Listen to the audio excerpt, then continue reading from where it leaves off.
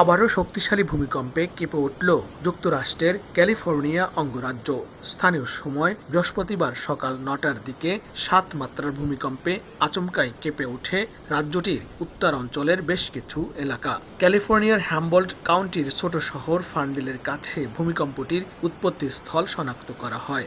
অঞ্চলটিতে জারি করা হয়েছে জরুরি অবস্থা।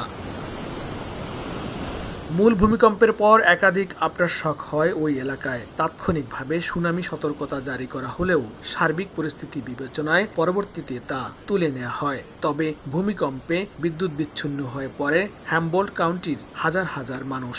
এছাড়াও কিছু ঘরবাড়ি, ভবন ও সড়কে ফাটল দেখা গেছে। তাৎক্ষণিকভাবে প্রাণহানি বা বড় ধরনের কোনো ক্ষয়ক্ষতির খবর পাওয়া যায়নি।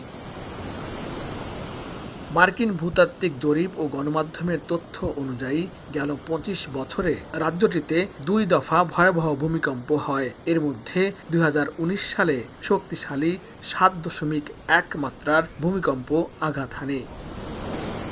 আয়তনের দিক দিয়ে প্রায় ৩ গুণ বেশি বড় ক্যালিফোর্নিয়া ভূমিকম্পন প্রবণ এলাকা হিসাবে বিশ্বে পরিচিত।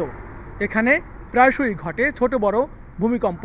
তবে এভাবে বড় মাত্রার ভূমিকম্প নিঃসন্দেহে শঙ্কার। লস্কর আল মামুন, সময় সংবাদ, ক্যালিফোর্নিয়া, যুক্তরাষ্ট্র।